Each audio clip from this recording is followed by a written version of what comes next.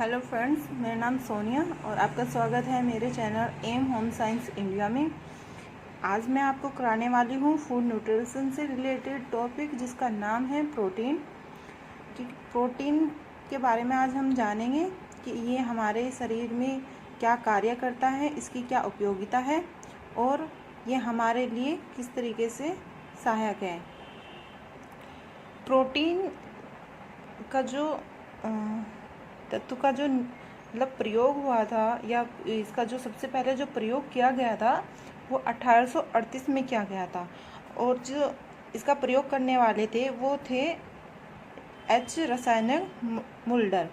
ठीक है फ्रेंड, तो इसका जो सबसे पहले हमने प्रयोग किया था वो 1838 में किया था और जो इसका प्रयोग करने वाले थे जिनका नाम था मुल्डर, इन्होंने इसका प्रयोग किया था।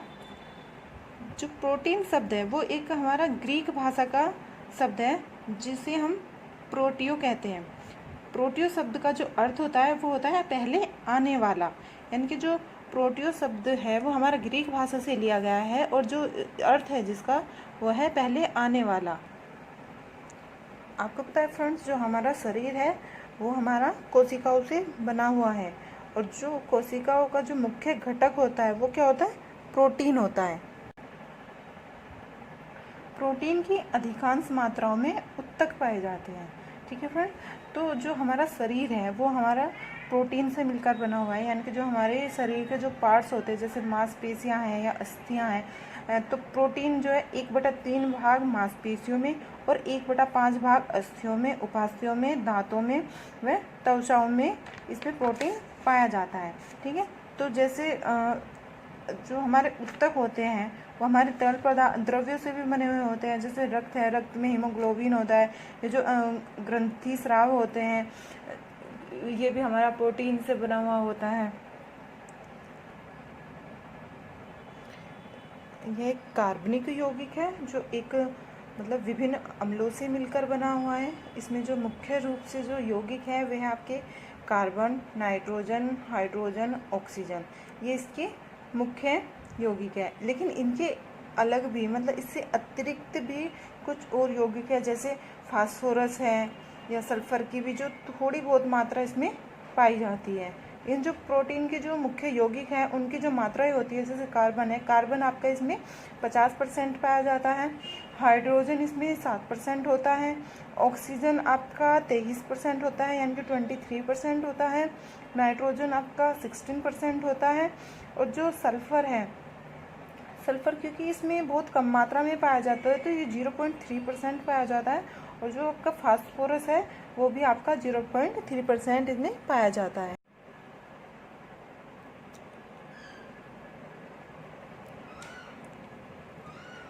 ये जो प्रोटीन में मुख्य यौगिकों की जो मात्रा होती है, ठीक है, तो इन पे ना क्वेश्चंस आते हैं। क्वेश्चन किसी भी तरीके से बन सकता है आपका, जैसे प्रोटीन में नाइट्रोजन की कितने % की मात्रा होती है, या फिर प्रोटीन में कार्बन की कितनी मात्रा होती है, या फिर हाइड्रोजन की कितनी मात्रा होती है। कोई भी या तो फिर मात्रा दे देंगे, फिर बताएंगे कि ये जो 50% प्रोटीन में क्या पाया जाता है या 7% प्रोटीन में क्या पाया जाता है, या फिर इसी तरीके से आपको क्वेश्चंस देते हैं। अगर आपको प्रोटीन से रिलेटेड क्वेश्चन की वीडियो चाहिए तो आप मेरे को कमेंट बॉक्स में करके भी बता सकते हैं, उसके लिए मैं फिर आपको अलग से वीडियो बना के दूंगी। अब बात करते हैं हम अमीनो एसिड की, यानी कि जो प्रोटीन होता है, प्रोटीन में 20 तरह के अमीनो एसिड पाए जाते हैं, यानी कि 10 अमीनो एसिड तो ऐसे होते हैं जो आवश्यक अमीनो एसिड में आते हैं और 10 अमीनो एसिड ऐसे होते हैं जो अनावश्यक अमीनो एसिड में आते हैं। यानी कि जो अनावश्यक अमीनो एसिड होते हैं वो हमारे शरीर में अपने आप यानी कि सेल्फ बनते रहते हैं, लेकिन 10 जो आवश्यक अमीनो एसिड है वो हमें हमारे भोज्य पदार्थों के द्वारा लेने होते हैं। जो अमीनो एसिड होते हैं इनको जो याद करने का जो तरीका होता है ये बहुत तो डिफ़िकल्ट है कि जल्दी से हमें याद नहीं हो पाता है, तो मैं इसके लिए आपको ना एक ट्रिक बताऊंगी। अगर आप उस ट्रिक को याद कर लोगे तो आपको 10 के 10 अमीनो एसिड के जो नाम है ऐसे टिप्स पे याद हो जाएंगे 1 मिनट में, वो भी बिल्कुल 1 मिनट में। ये आपके जो है आवश्यक अमीनो एसिड हैं जो 10 होते हैं। फर्स्टली इसमें अर्जिनिन है, वेलिन है, हिस्टीन है, आइसोलिन, लाइसिन, ल्यूसीन, मिथियोनिन, फिनाइलेनिन, ट्रिप्टोफेन और लास्ट में आपका है थियोनिन। ठीक है फ्रेंड्स, तो इसमें ना मैंने इनका जो फर्स्ट जो वर्ड होता है, जैसे अर्जिनिन है ए से बना है, वैलिन है वी से बना है, तो मैंने इन्हीं के बेस पे एक ट्रिक बनाई हुई है याद करने की, जो मैं अभी यहाँ पे लिख देती हूँ साइड में कहीं पे। ठीक है, तो अगर आप उस एक ट्रिक को याद कर लोगे ना तो आप इनको सबको याद कर लोगे। ठीक है, हाँ तो देखिए मैंने यहाँ पे ये ट्रिक लिख दी है, जो मैं आपको एक बार बता देती हूँ कि इसको आपको कैसे लर्न करना है। तो इसमें ये मैंने सीक्वेंस का ये फर्स्ट वर्ड लिया है, इसमें है एवी हिल में एमपी में टीटी, यानी कि एवी हिल, हिल में HILL, ये यहाँ तक आ जाएगा आपको। और एमपी, एमपी यानी कि मिथियोनिन और फिनाइलेनिन। ठीक है, एमपी में टीटी, ट्रिप्टोफेन और थ्रियोनिन। ओके फ्रेंड्स, तो आप अगर इस एक ट्रिक को याद कर लोगे तो आपको पता चल जाएगा कि आपका जो आवश्यक अमीनो एसिड है उनके जो नाम क्या क्या है, वो आप इजीली एक ऑप्शन में देख के ही आप एकदम आंसर को टिक कर सकते हैं। और अगर आपको इन सारे अमीनो एसिड की डिटेल्स में आपको वीडियो चाहिए तो इसके लिए भी आप मेरे को कमेंट बॉक्स में कमेंट करके बता सकते हैं।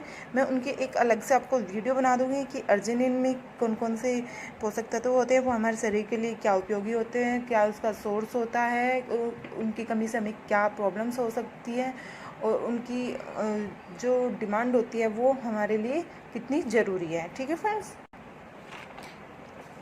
अब बात करते हैं कि प्रोटीन प्राप्ति के साधन, यानी कि जो प्रोटीन जो हम प्राप्त कर सकते हैं वो हम किन किन चीज़ों से हम प्रोटीन प्राप्त कर सकते हैं। जैसे हम वनस्पति के द्वारा प्रोटीन प्राप्त कर सकते हैं और पशु जगत के द्वारा भी हम प्रोटीन प्राप्त कर सकते हैं। यानी कि जो हमारे प्राप्त करने का जो साधन है वो दो हैं, पशु के द्वारा प्रोटीन प्राप्त करना और वनस्पति के द्वारा प्रोटीन प्राप्त करना।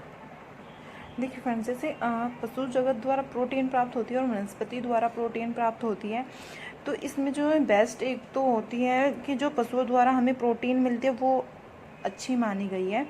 ठीक है, नहीं अच्छी तो वनस्पति वाली भी होती है, लेकिन जो बेस्ट होती है वो हमारे पशुओं द्वारा जो हमें प्रोटीन मिलती है वो हमारी अच्छी होती है। और पशुओं द्वारा हमें किस तरीके से मिल सकती है, जो मांस के द्वारा, मछली के द्वारा, अंडे के द्वारा और दूध से बने पदार्थों के द्वारा, क्योंकि जो दूध होता है दूध वो भी हमें पशुओं के द्वारा ही प्राप्त होता है। और सेकंड है आपका वनस्पति द्वारा, वनस्पति से जैसे हमें दाल है, सब्जी है, सोयाबीन है, अनाज है, मेवे, मूंगफली, हरी पत्तेदार सब्जियां और भी बहुत सारी चीज़ें होती हैं जिनके द्वारा हमें प्रोटीन अच्छे से प्राप्त हो जाता है। लेकिन जो अंडे का प्रोटीन होता है वो हमें सर्वोत्तम प्रोटीन में इसका हम रख सकते हैं, क्योंकि इसमें सभी जो आवश्यक अमीनो अम्ल होते हैं, जो गुणों की जो मात्रा होती है वो उपयुक्त रूप से पाई जाती है। अब हम इसमें प्रोटीन का वर्गीकरण करेंगे। जो प्रोटीन का वर्गीकरण है वो हमने 3 भागों में बांटा हुआ है, गुण के अनुसार, साधन के अनुसार और रासायनिक क्रियाओं के अनुसार। यानी कि जो गुण के अनुसार है वो हमारा जो उत्तम क्वालिटी का प्रोटीन है या मध्यम क्वालिटी का प्रोटीन है, जिसमें हमारे पास में जो आंशिक जो अमीनो अम्ल होते हैं वो आंशिक रूप से पाए जाते हैं।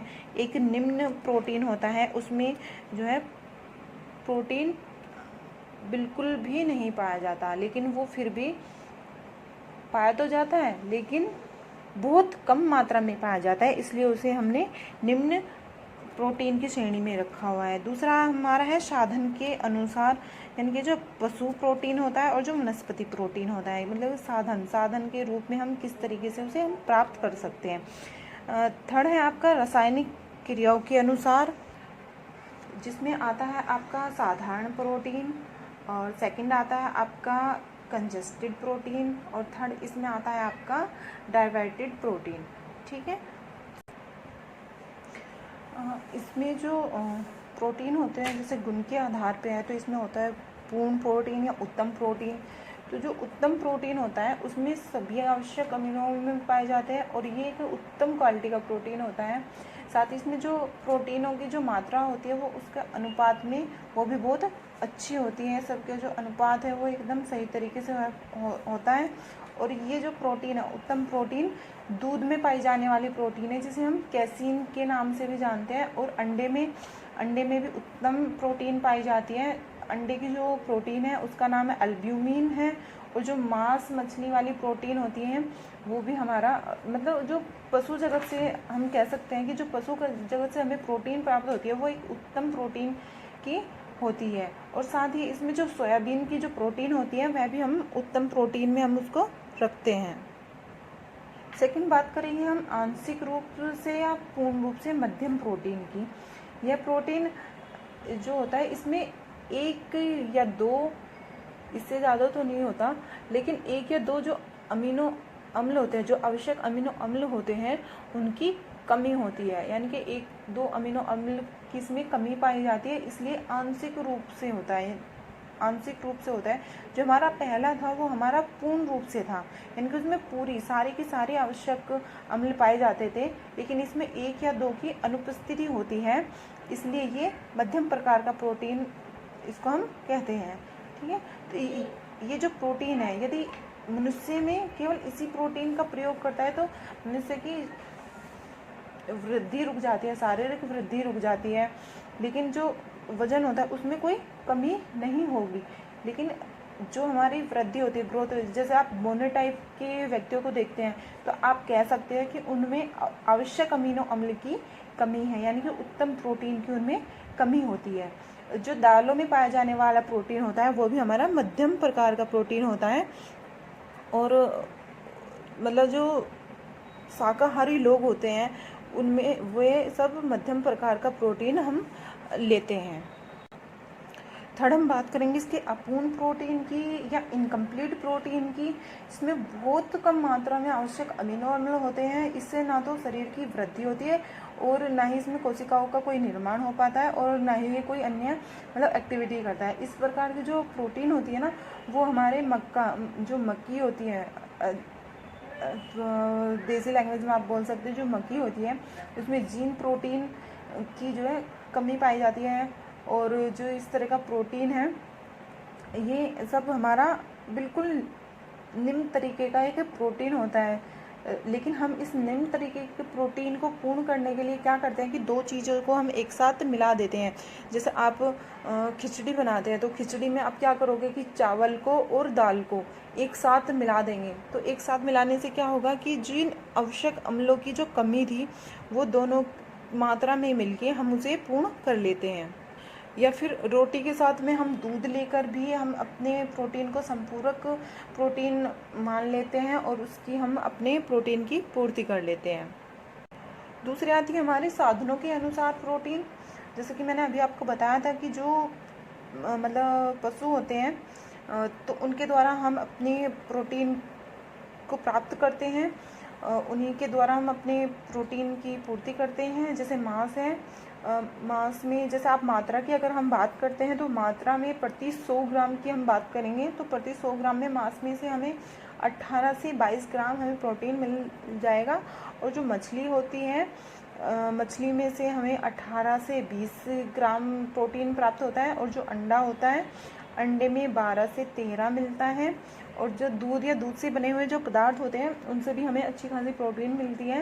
लेकिन दूध में हमारा दो तरीके का होता है, एक तो होता है हमारा वसायुक्त दूध और दूसरा होता है हमारा वसाहीन, यानी कि जो पाउडर वाला दूध होता है एक वो होता है। जो हमारा वसायुक्त दूध होता है जैसे जो थैली पैकेट में आता है, जो हम डायरेक्ट गाय का भैंस का या बकरी का जो डायरेक्ट हम निकालते हैं वो दूध होता है हमारा, उसमें प्रति 100 में मतलब 26 से 27 ग्राम हमें प्रोटीन प्राप्त होती है। लेकिन जो हमारा वसा वाला जो पाउडर वाला दूध होता है उसमें हमारा 35 से 38 ग्राम हमें प्रोटीन प्राप्त होता है।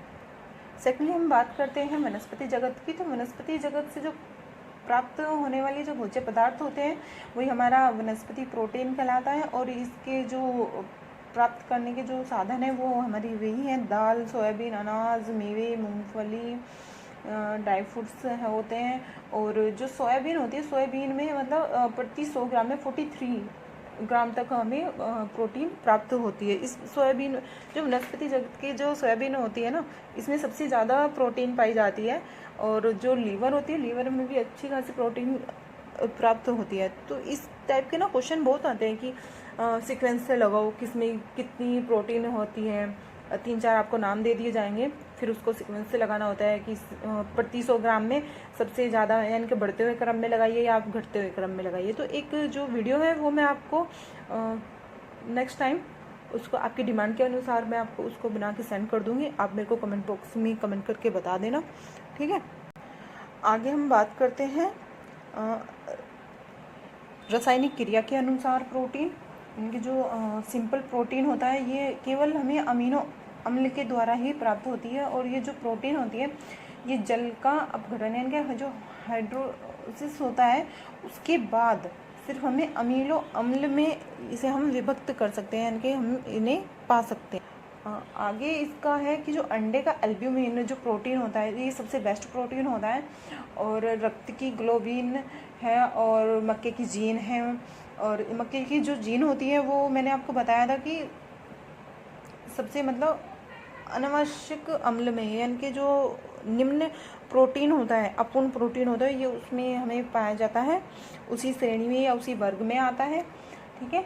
और जो बाल का कोलेजन व केराटिन जो प्रोटीन होता है, यानी कि हमारे जो बाल होते हैं वे भी हमारे प्रोटीन से बने हुए होते हैं, ये प्रोटीन इसी वर्ग में आते हैं।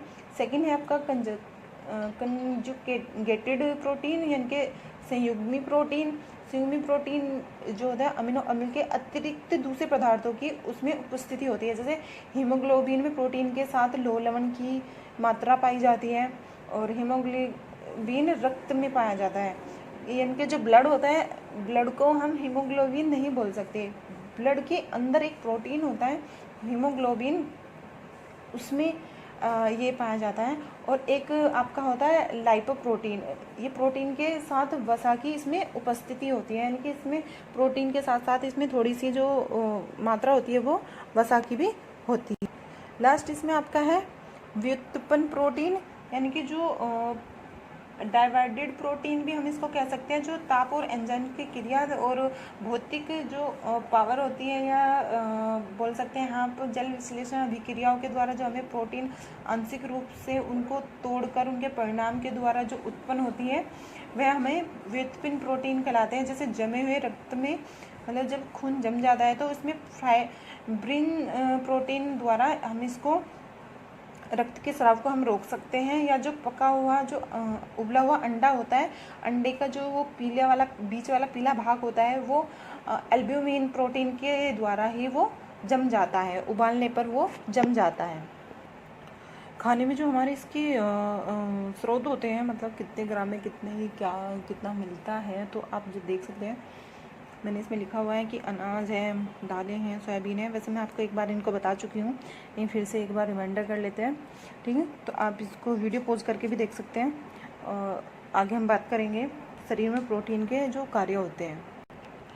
तो जो शरीर में प्रोटीन के जो कार्य होते हैं, ये होते हैं शरीर का निर्माण करना, यानी कि जब बच्चे का जन्म होता है तो उसके लिए जो बच्चे को जो शरीर का निर्माण होता है वो 50% से भी ज़्यादा प्रोटीन के द्वारा होता है। सेकंड है इसमें आपका शरीर में टूट फूट के पुनर्निर्माण के लिए, यानी कि जो कार्य करते हुए जैसे हम थकान महसूस करते हैं, तो वो हम थकान महसूस इसलिए करते हैं कि हमारे शरीर के जो ऊतक होते हैं कुछ उनमें से टूट जाते हैं और कुछ नष्ट हो जाते हैं, यानी कि डेली कुछ नए ऊतक अपने आप डैमेज होते हैं और अपने आप बनते हैं, और उन्हें बनाने का जो काम करता है वो हमारा प्रोटीन करता है।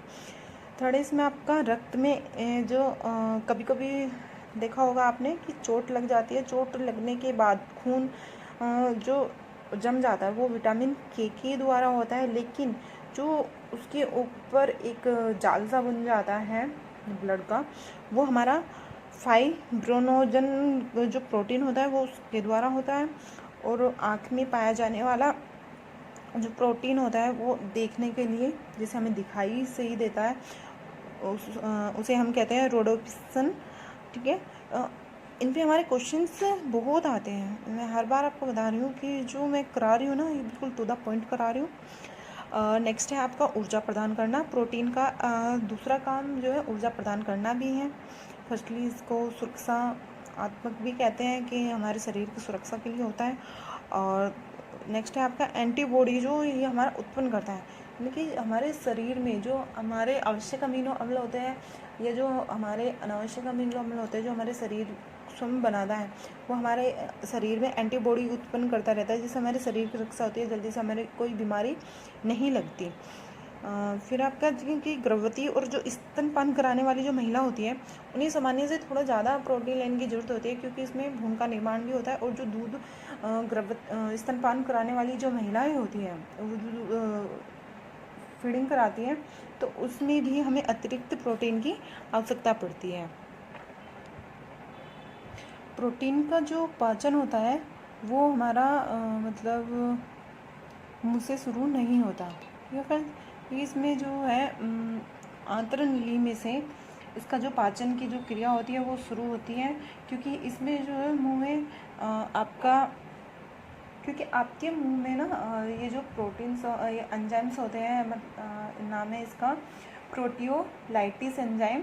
ये जो प्रोटीन को तोड़ने वाला एंजाइम्स होता है, ये हमारे मुंह में या हमारे टाइलिन में उपस्थित नहीं होता।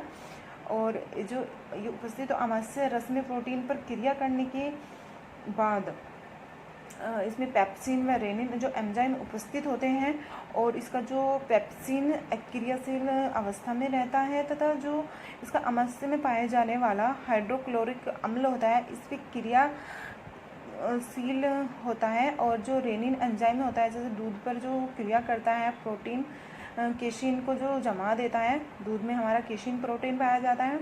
इसी तरीके से पेप्सिन की क्रिया से अपघटित होकर प्रोटीन पेप्टोन व पेप्टाइड में बदल जाते हैं, और पक्वाशय के रस में ट्रिप्सोनोजन तथा जो क्राइमोप्रिटोजन एंजाइम्स की जो निष्क्रिय अवस्था होती है, इसमें ये पाए जाते हैं। लेकिन जो छोटी आंत में निकलने वाला एंट्रोक्लाइनेज एंजाइम्स होता है, इन पर यह क्रिया कर उन्हें अपने क्रियाशील रूप में ट्रिप्सिन व